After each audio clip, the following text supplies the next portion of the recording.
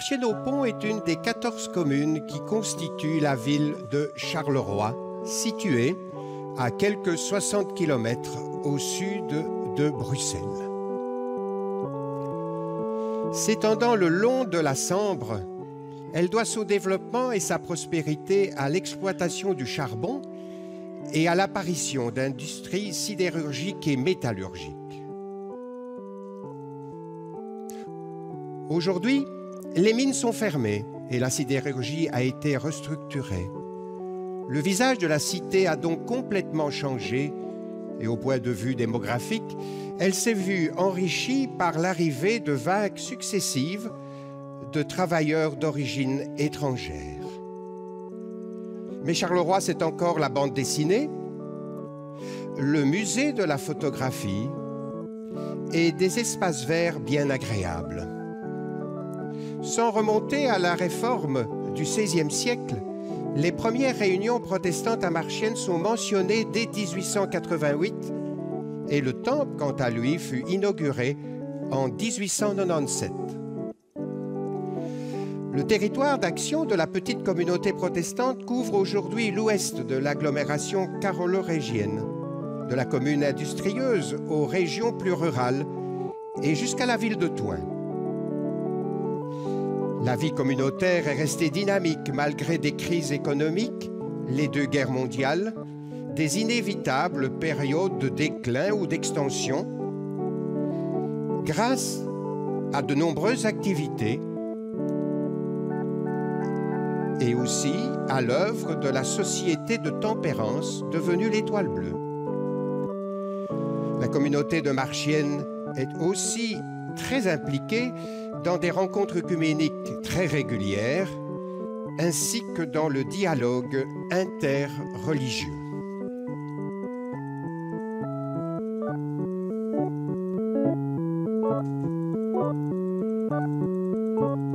Bienvenue à chacun et à chacune d'entre vous au micro Georges Quenon. Je salue particulièrement celles et ceux qui nous rejoignent par le canal de l'Eurovision, de France, Suisse, Italie et bien sûr de Belgique. Je vous invite à vivre ce culte de Pentecôte en compagnie des membres de l'Église protestante de Marchienne-au-Pont, culte présidé par le pasteur Jean-Paul Lecomte. La partie musicale sera assurée par Laurence Lebout à l'orgue et Esther Potibanga au piano. Nous entrons maintenant dans l'Église. Bienvenue à toutes et à tous d'ici et d'ailleurs.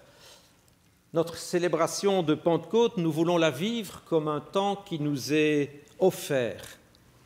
En quelque sorte, un moment reçu pour célébrer, fêter Dieu, communier et plus simplement être heureux. Et elle sera aussi l'occasion d'ouvrir nos vies à une spiritualité renouvelée, celle de l'Esprit. Élargir notre vie à la dimension de Dieu, tout en cherchant à mieux nous connaître nous-mêmes et en goûtant à l'extraordinaire possibilité de nous reconnaître mutuellement. Nous allons d'ailleurs prendre quelques secondes pour nous saluer les uns les autres, pour nous réjouir de nos présences respectives, par un simple bonjour, ou mieux, bienvenue, ce qui signifie « ta venue est un bien pour moi aujourd'hui ». Et ce n'est pas du temps perdu, car nous formerons ainsi presque inconsciemment communauté, une expérience d'un don pour et avec les autres, et nous permettrons aussi au Seigneur Dieu que nous voulons fêter de se rendre présent auprès de chacun de nous. Saluons-nous les uns les autres.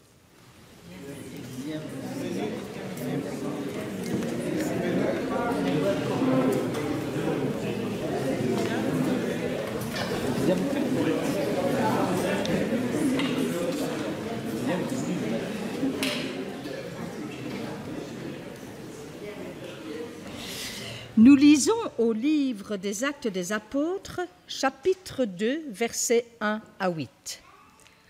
Lorsqu'arriva le jour de la Pentecôte, ils étaient tous ensemble, en un même lieu. Tout à coup, il vint du ciel un bruit comme celui d'un violent coup de vent, qui remplit toute la maison où ils étaient assis. Des langues leur apparurent, qui semblaient de feu et qui se séparaient les unes des autres. Il s'en posa sur chacun d'eux. Ils furent tous remplis d'Esprit Saint et se mirent à parler d'autres langues, selon ce que l'Esprit leur donnait d'énoncer. Or, des Juifs pieux de toutes les nations qui sont sous le ciel habitaient Jérusalem. Au bruit qui se produisit, la multitude accourut et fut bouleversée, parce que chacun les entendait parler dans sa propre langue. Étonnés, stupéfaits, ils disaient « Ces gens qui parlent, ne sont-ils pas tous galiléens? Comment se fait-il que chacun de nous les entende dans sa langue maternelle ?» Trois premières remarques sur ce texte qui est le centre des lectures bibliques pour ce dimanche. À l'origine, Pentecôte est une fête juive, la fête des semaines. Elle intervenait 50 jours après la Pâque, donc la sortie d'Égypte, de l'esclavage, et elle commémorait à la fois les prémices de la récolte du printemps et le don de la loi, les 10 commandements, à Moïse sur le Sinaï. C'est ce qui explique la présence de beaucoup de pèlerins à Jérusalem ce jour-là. Mais deuxièmement, pour nous aujourd'hui en Église, Pentecôte, c'est la fête de la commémoration du don de l'Esprit Saint.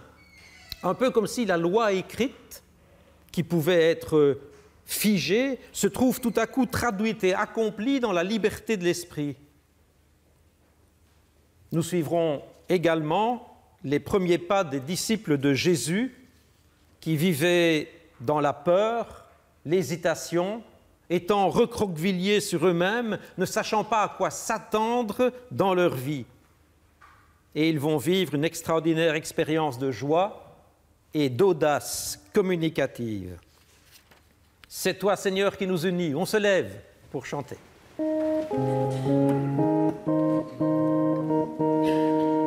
C'est toi, Seigneur, qui nous unit pour chanter ton amour.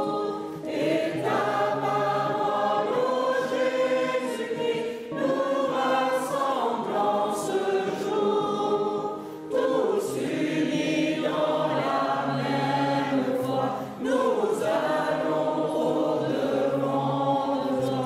Et tu nous ouvres le chemin, tu prépares nos lendemains en nous donnant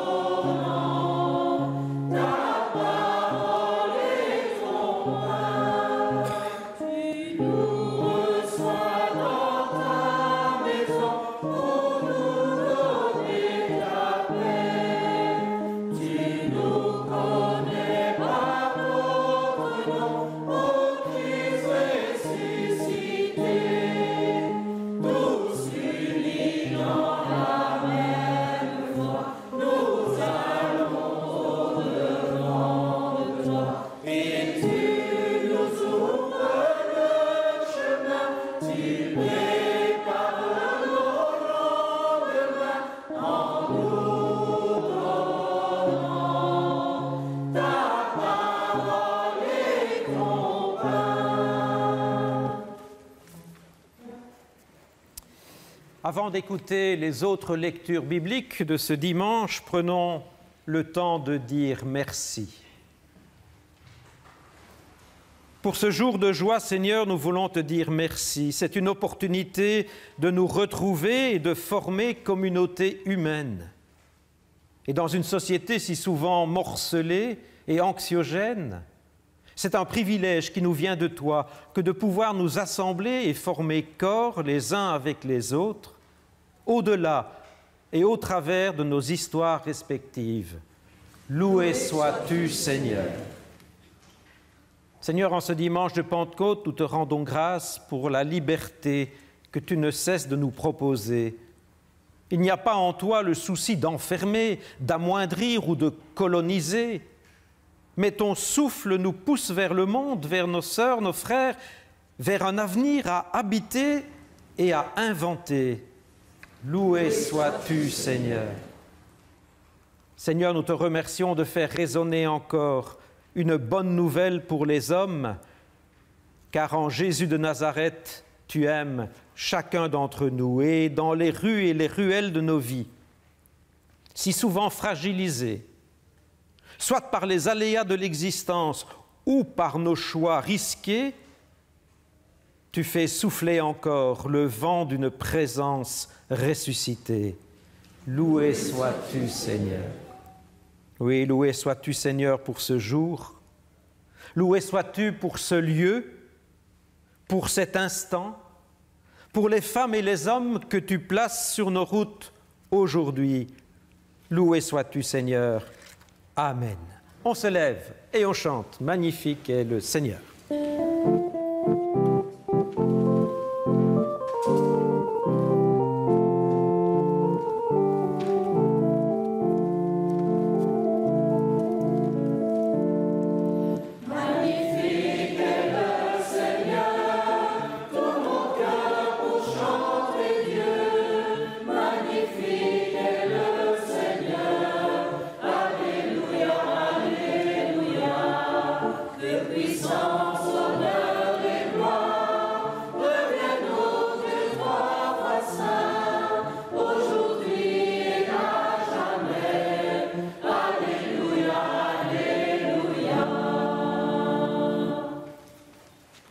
Notre première lecture se trouve dans l'Épître aux Éphésiens, chapitre 2, versets 13 à 19.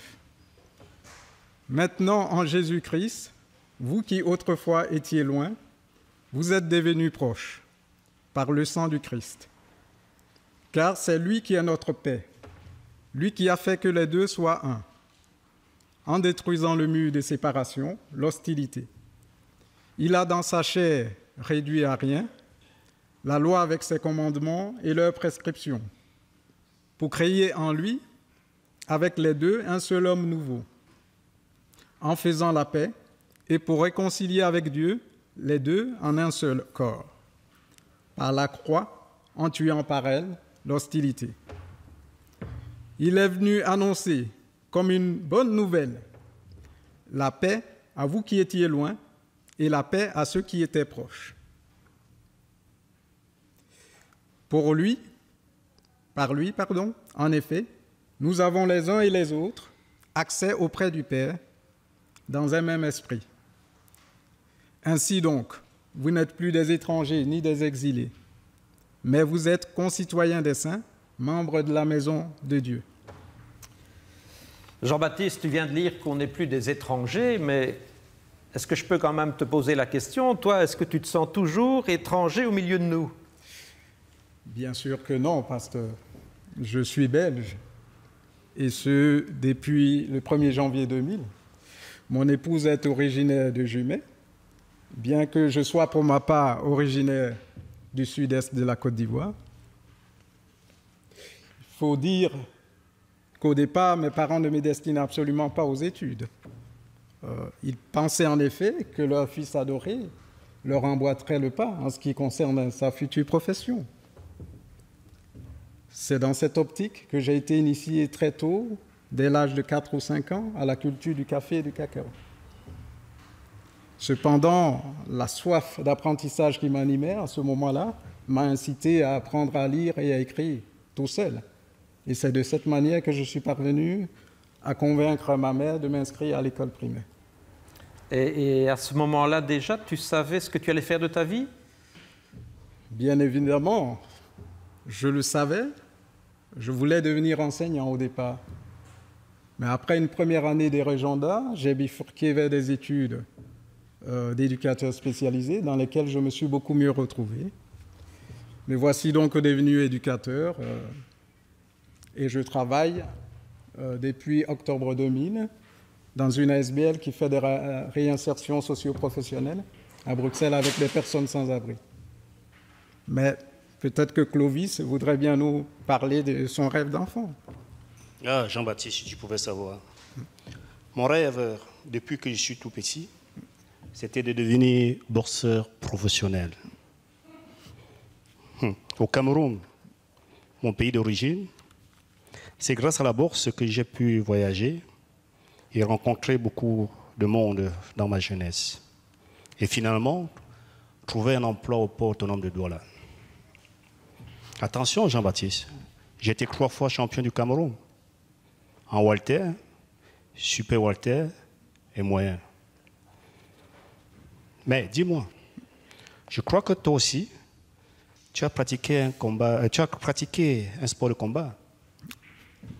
Bien oui, je dois dire qu'en matière de sport, j'ai beaucoup bourlingué.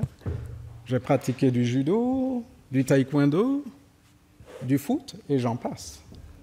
Ah, on pourrait former une garde rapprochée, pourquoi pas.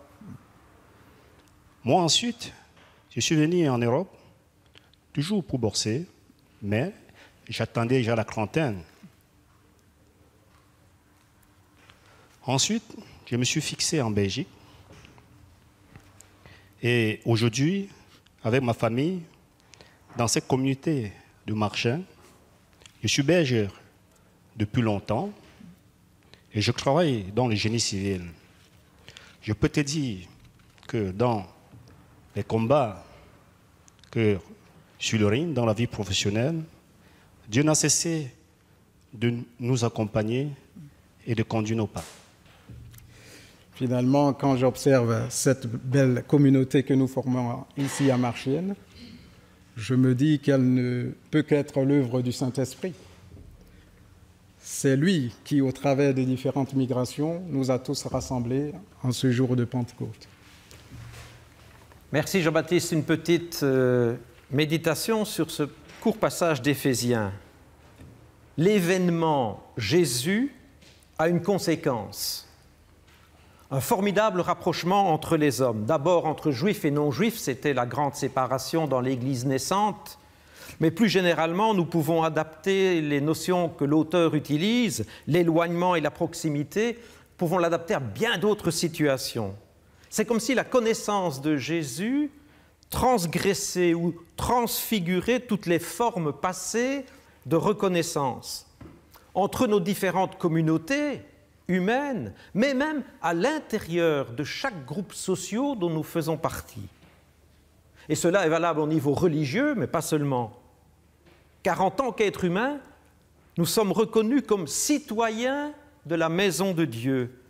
Alors les étiquettes, les origines, les parcours, les préférences religieuses ou les préférences nationales, tout cela est lu au travers du prisme que constitue l'action de Jésus, qui débouche sur une nouvelle identité. Nos différences, elles ne sont pas gommées, elles ne sont pas falsifiées, elles sont reconnues, assumées, mais dépassées, ou mieux encore, les voilà réconciliées. C'est la première réflexion que nous laissons cheminer en nous ce dimanche. Comment respecter et comment relire nos propres histoires de vie et celles des autres? Tournons les yeux vers le Seigneur. On se lève pour chanter.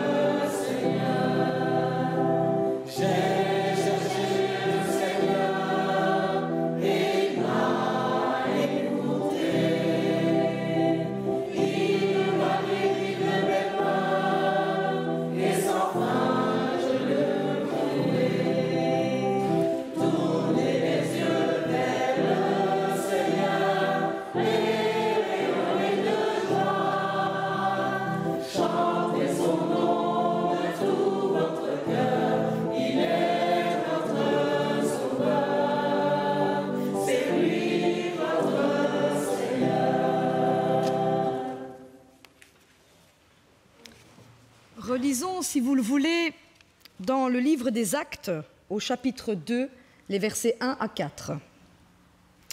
Lorsqu'arriva le jour de la Pentecôte, ils étaient tous ensemble en un même lieu.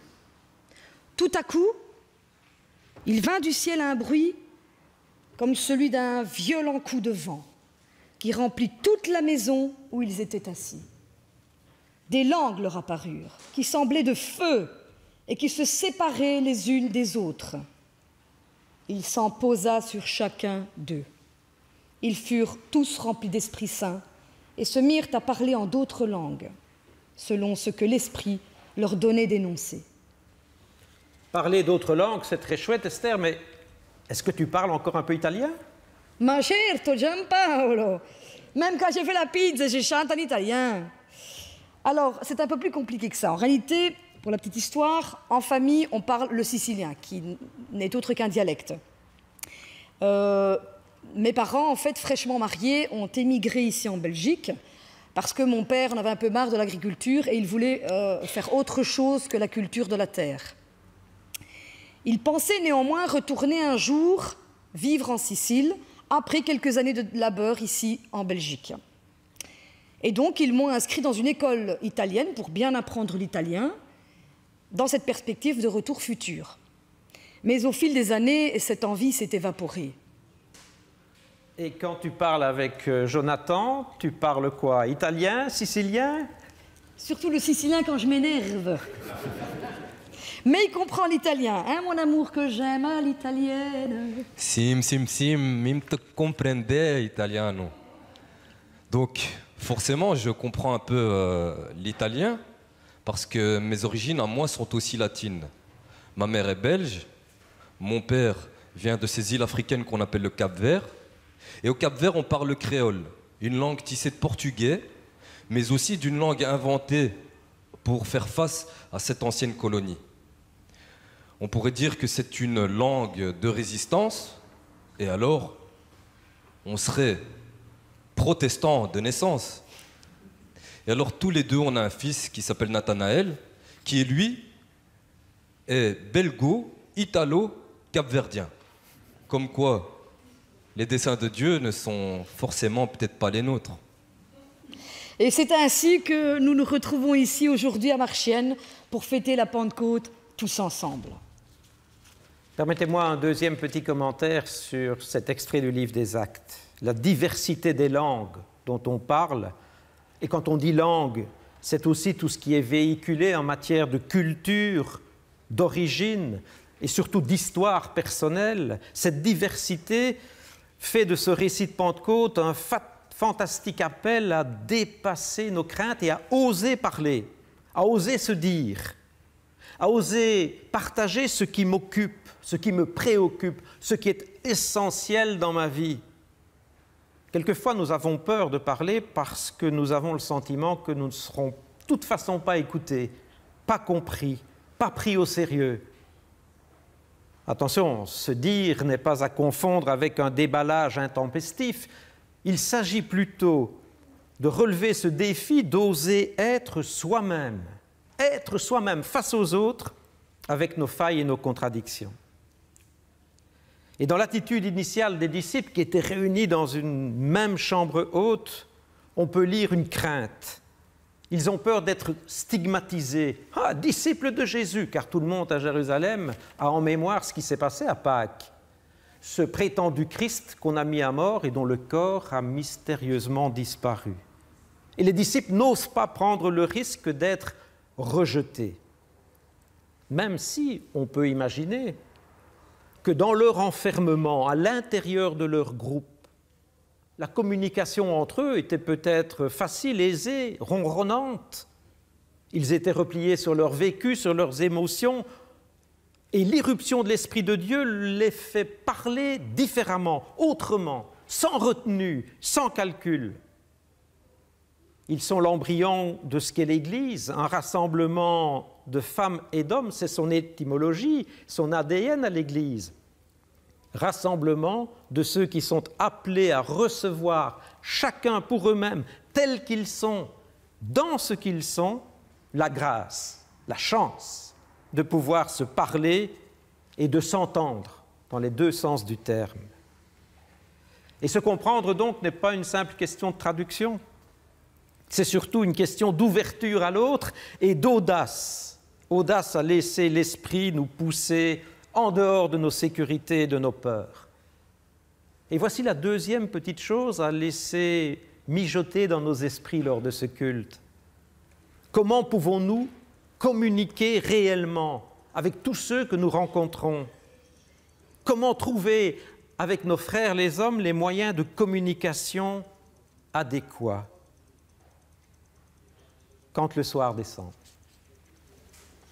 Nous écoutons en effet le groupe vocal de la paroisse nous interpréter Quand le soir descend sur une mélodie très connue, indienne, Kumbaya.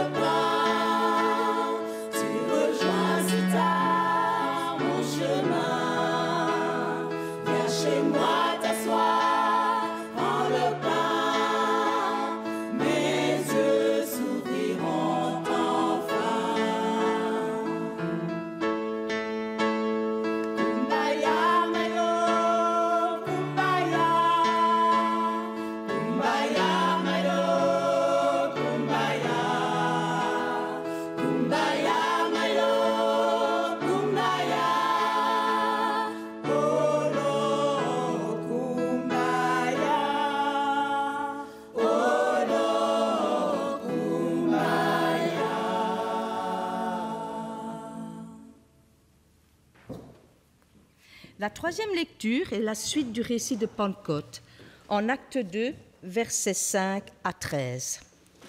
Or, des Juifs pieux de toutes les nations qui sont sous le ciel habitaient Jérusalem.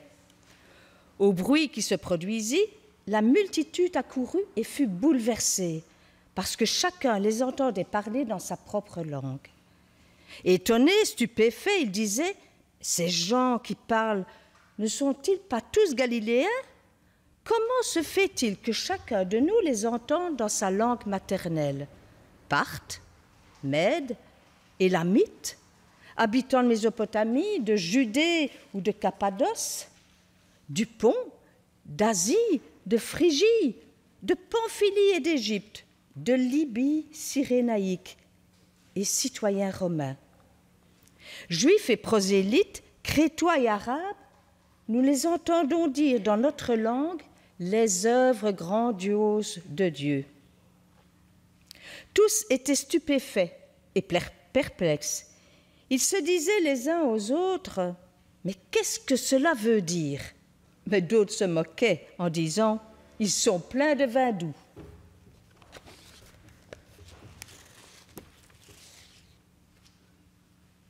Quelque chose me frappe dans cet extrait.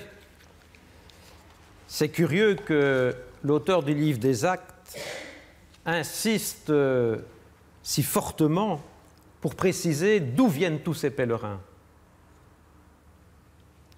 Mais ça fait penser à l'histoire de la famille de Janine. N'est-ce pas, Janine? En effet, mes origines se situent en Italie, dans le Trentin, au Adige, région rattachée définitivement à l'Italie après la Seconde Guerre mondiale. En fait, je suis née en Belgique. Mes parents ont quitté l'Italie en 1925 pour fuir la dictature de Mussolini. Leur insertion dans le peuple belge ne fut pas aisée, car déjà à ce temps-là, on disait que les étrangers venaient prendre le travail des Belges. Ils ont finalement trouvé du travail dans une poterie à Châtelet-Bouffiou.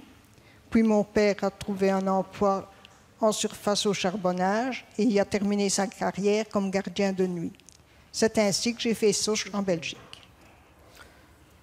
Merci Jeannine. Et ce qui est peut-être le plus surprenant dans ce récit de Pentecôte, c'est que tous ces gens, les pèlerins et puis les disciples qui sortent dans la rue pour parler, tous ces gens se rencontrent de façon improbable.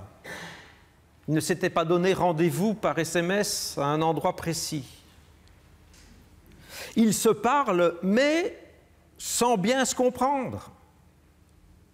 Et puis ils sont émerveillés, stupéfaits, parce qu'ils entendent néanmoins, ils identifient néanmoins le sujet des conversations, des choses impensables, que l'auteur du livre des Actes précise en disant c'était des grandeurs, des merveilles, des choses super venant de Dieu. Voilà ce que sera toujours Pentecôte, un temps d'étonnement. Étonnement face à ce que Dieu peut réaliser en nous et même avec nous. Et ce matin, nous pourrions le constater. Il nous rend, par son esprit, capables de nous comprendre. Même si nous avons des origines, des histoires de vie, des cultures et des langues différentes. Nous habitons toujours symboliquement ce que l'on pourrait appeler nos Jérusalem respectives, nos précarés. Mais voilà que par l'Esprit, nous sommes rendus capables de converser, rencontrer tout le monde, sans restriction. Bien sûr que nous parlons toujours un peu nos langues maternelles, celles qui nous ont bercés, que nous avons apprises, mais grâce à l'Esprit, voici que nous sommes capables d'être compris et de progresser dans l'écoute du langage des autres, d'apprendre à nous ouvrir à eux, à les découvrir. Bien sûr que nous sommes ici en Église et que nous utilisons toujours un patois ecclésiastique qui est incompréhensif, voire rébarbatif pour la plupart de nos contemporains. Mais grâce à l'Esprit, nous faisons l'apprentissage que sa traduction en actes et en gestes va dire beaucoup plus et beaucoup mieux que tous nos sermons. Bien sûr que si on réduit encore la perspective, une communauté comme la nôtre est toujours perçue plus ou moins comme un groupe sectaire. Mais le message dont nous ne sommes que les rapporteurs, nous savons que par l'Esprit, il peut toucher librement quiconque promène sa vie dans les rues que nous fréquentons. Alors pour résumer, on dira que Pentecôte, c'est une fête de la transmission, mais presque involontaire, au moyen de discours et de mots mal maîtrisés, qui témoignent pourtant du souffle de la liberté qui peut animer chacun d'entre nous. Et la dernière question à laisser mijoter dans nos esprits ce matin, ce serait comment pouvoir encore s'émerveiller dans la vie, comment être étonné par la présence de l'Esprit face aux hommes et aussi surtout face à Dieu, dont l'amour surpasse beaucoup de choses. Le groupe vocal de la communauté nous revient maintenant avec ce chant ancien qui proclame la grandeur de l'amour divin.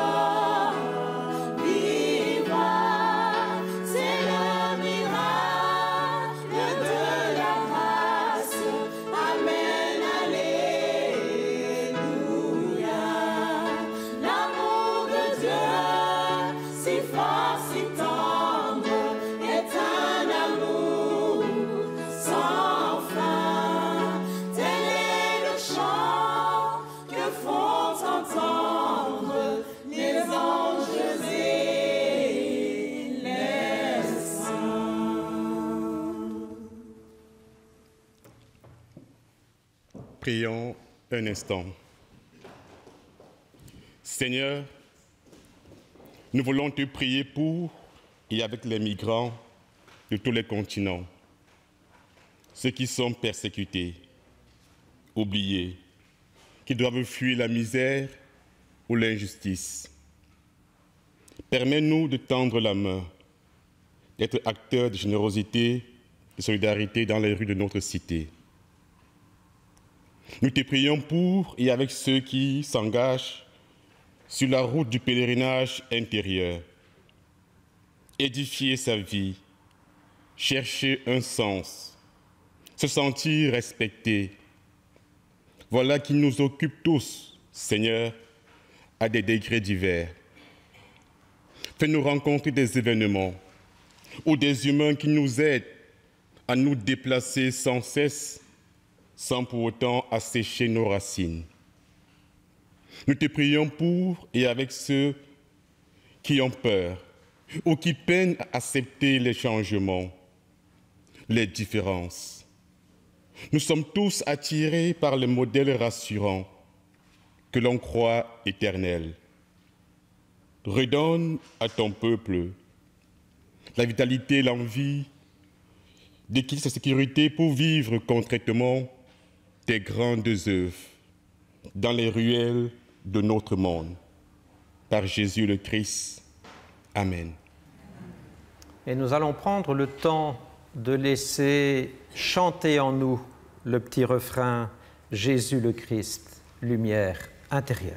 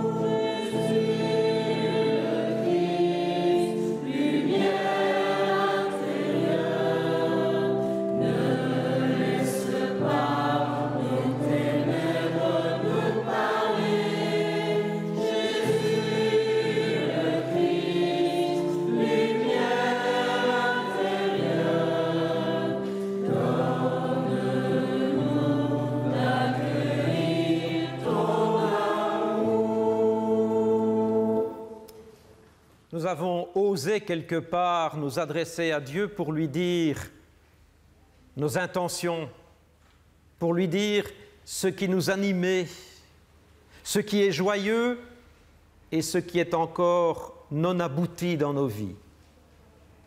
Mais le culte, c'est aussi une occasion merveilleuse de célébrer des réconciliations, des libérations, car le Seigneur est le Dieu de tous les possibles.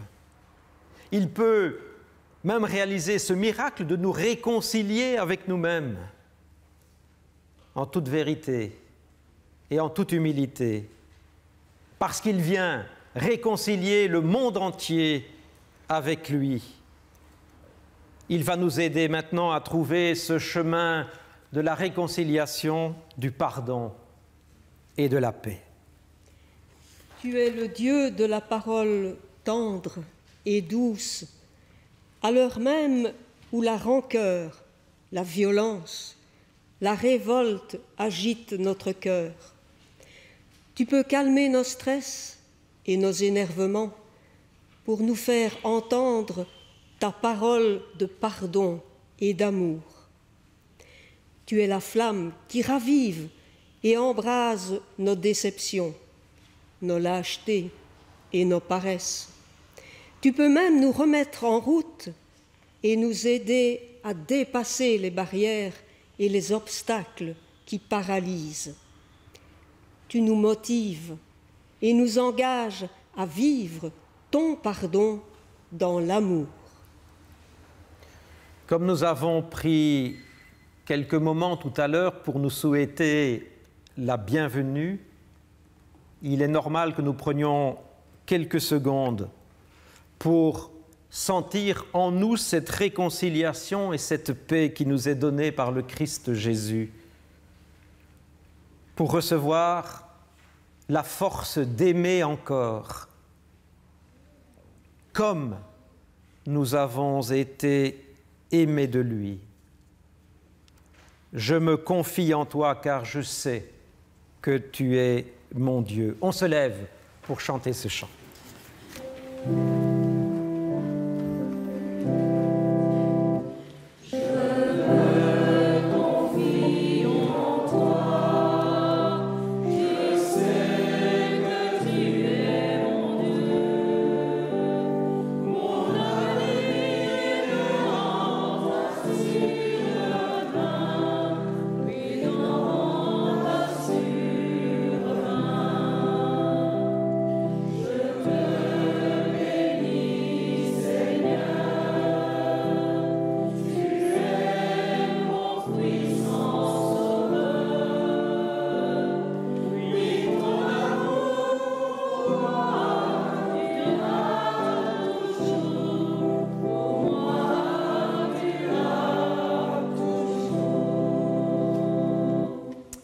Et comme il est bien de pouvoir ensemble confesser notre foi, je crois en Dieu, il ne cesse de semer sur ma route les graines de la création et de la vie. Je crois en Jésus de Nazareth, qui s'est entouré d'hommes et de femmes qui ont témoigné courageusement de sa parole et qui me transmettent leur foi dans le possible. Je crois en son esprit qui me met en mouvement, m'aide à sortir de mes ornières et de mes cloisonnements. Amen. Nous allons entrer dans une prière qu'on peut intituler « Prière les uns pour les autres » en osant toutefois utiliser la première personne du singulier. Nous prions. Seigneur, lorsque je traverse une période très difficile et lorsque tout paraît sombre autour de moi, quand je ne sais plus si les choses pourront encore s'arranger, alors je me tourne vers le Seigneur. Car l'Esprit de Dieu ne nous rend pas timides. Au contraire, il nous remplit de force. Quand d'autres personnes me mettent les nerfs, quand je voudrais leur jouer de mauvais tours, quand je deviens impatiente et agressive, alors je me tourne vers le Seigneur. Car l'Esprit de Dieu ne nous rend pas timides. Au contraire, il nous remplit de force et d'amour. Lorsque je suis tenté de riposter vertement, quand je sens que je perds mes moyens ou la tête, quand je suis entouré de gens qui font pression sur moi pour que j'agisse sans réfléchir, alors je me tourne vers le Seigneur. Car l'Esprit de Dieu ne nous rend pas timides. Au contraire, il nous remplit de force, d'amour et de maîtrise de soi. Pour que ce jour qui se lève soit plus beau, on va se lever pour chanter ce cantique.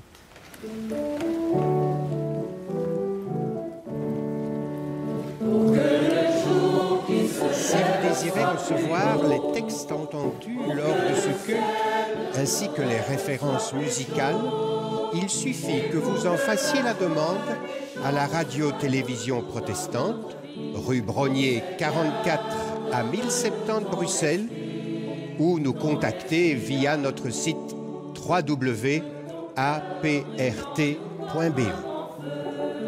Pour que l'espoir illumine enfin nos yeux, et pour que nos vies qui chantent soient lumière et vérité. Ô Seigneur, donne-nous ton esprit d'amour.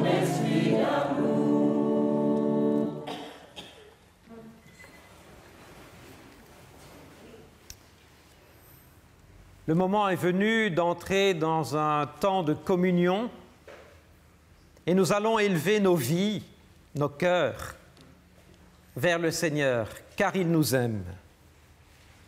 Seigneur, il est normal, il est juste, il est bon de te dire merci aujourd'hui et toujours pour tout ce que tu rends possible par Jésus de Nazareth, le Christ. Il nous conduit de découverte en découverte. Il vient nous rencontrer dans le quotidien de nos questionnements, de nos égarements, de nos faiblesses. Il souffle sur tous les hommes un esprit de vie et de résurrection. Nous te rendons grâce, Seigneur. Amen.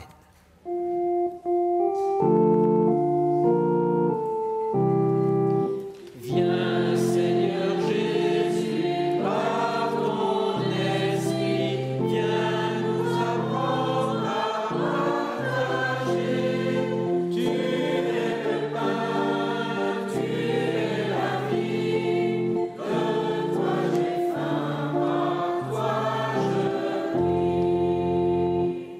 Au dernier soir qu'il partageait avec eux, Jésus rassembla ses disciples et après le repas, il leur donne le pain, disant « Prenez, mangez, ceci est mon corps, livré pour vous. » Il leur donne aussi la coupe en disant « Buvez-en tous, ceci est mon sang, le sang de l'alliance nouvelle, répandu pour le pardon de beaucoup. » Que vienne maintenant ton esprit, Seigneur, pour nous aider à discerner dans ce morceau de pain rompu, dans cette gorgée de vin de fête, ta présence aimante et attentive.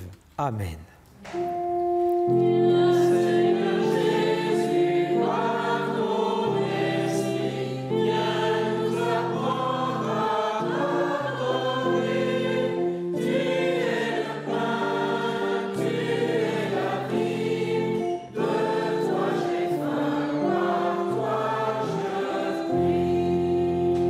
Ce pain que nous rompons, c'est la communion au corps de notre Seigneur Jésus-Christ. Et ces coupes de bénédiction pour lesquelles nous rendons grâce, c'est la communion au sang de notre Seigneur Jésus-Christ. Ce matin, il nous engage encore à aimer, il nous engage à accueillir, il nous engage à le recevoir et à témoigner. Alors venez, puisque tout est prêt.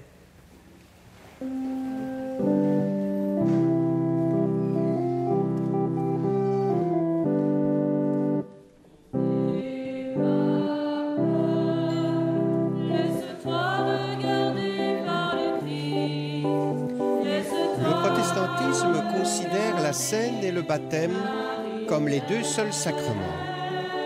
La scène est le repas communautaire institué par Jésus-Christ dans les évangiles et célébré lors du culte de la communauté. Le pain et le vin distribués sont le signe et le mémorial de la mort du Christ en croix. Le pain et le vin sont les symboles de la présence du Seigneur crucifié et ressuscité. Dans bon nombre d'églises protestantes et évangéliques, la scène n'est pas célébrée nécessairement à chaque culte. Elle n'est pas plus importante que la prédication de la parole ou que le baptême.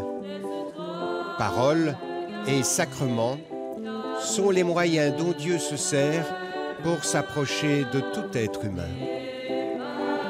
La communion autour de la table du Seigneur doit être traduite dans la vie de tous les jours par la fraternité concrète entre celles et ceux qui communient, mais aussi entre les différentes églises et bien sûr également envers tous les êtres humains. Il a posé sur moi son regard et m'a dit viens ne crains pas.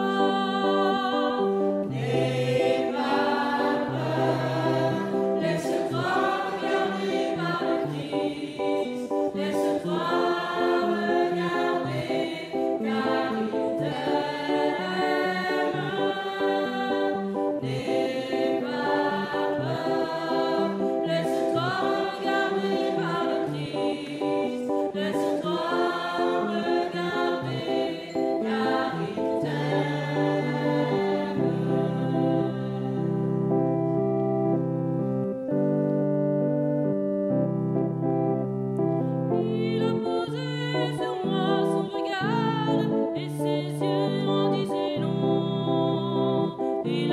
posé sur moi son regard, c'était celui du pardon. N'aie pas peur, laisse-toi regarder par le Christ, laisse-toi regarder, car il t'aime.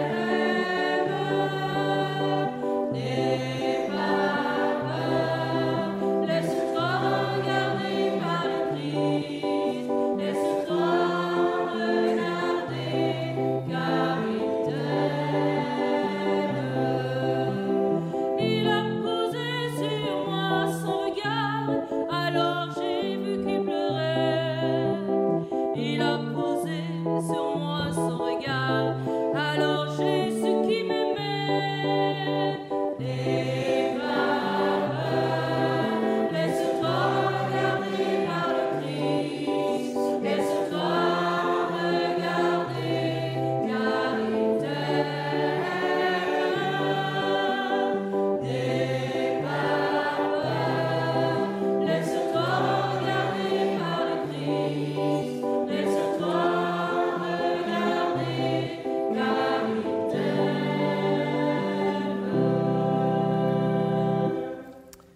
Dans le témoignage des évangiles et des épîtres, non seulement Jésus laisse lors du dernier repas un mémorial à célébrer, mais il a aussi répondu à une question de ses disciples lorsqu'il demandait « Mais en fait, comment devons-nous prier ?» Et pour continuer cette communion entre nous, nous allons prier avec Jésus, comme il l'a enseigné à ses disciples lorsqu'il disait « Notre Père qui es aux cieux, que ton nom soit sanctifié, que ton règne vienne, que ta volonté soit faite sur la terre comme au ciel. Donne-nous aujourd'hui notre pain de ce jour. Pardonne-nous nos offenses, comme nous pardonnons aussi à ceux qui nous ont offensés. Et ne nous laisse pas entrer en tentation, mais délivre-nous du mal, car c'est à toi qu'appartiennent le règne, la puissance et la gloire pour les siècles des siècles. Amen. Nous allons regagner nos places dans la joie et dans la force de notre Dieu.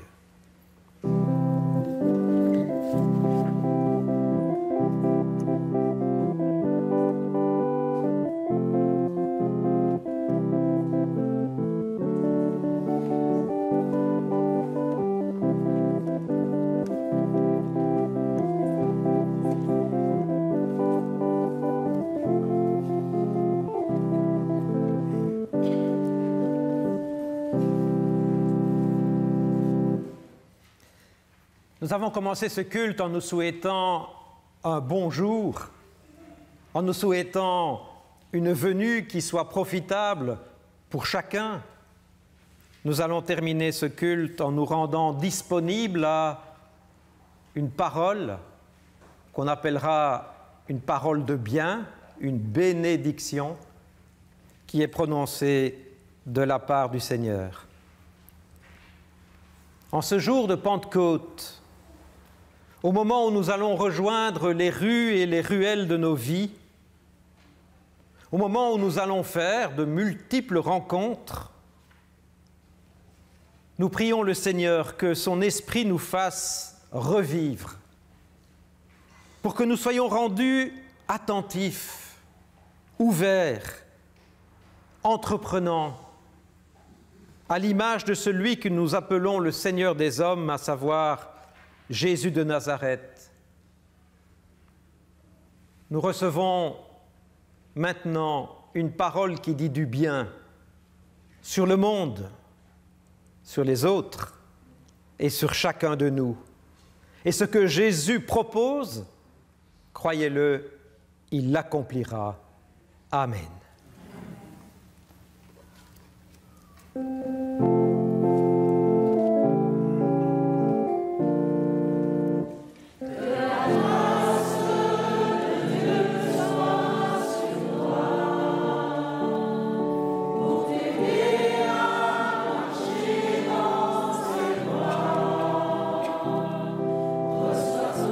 Son pardon et sa bénédiction.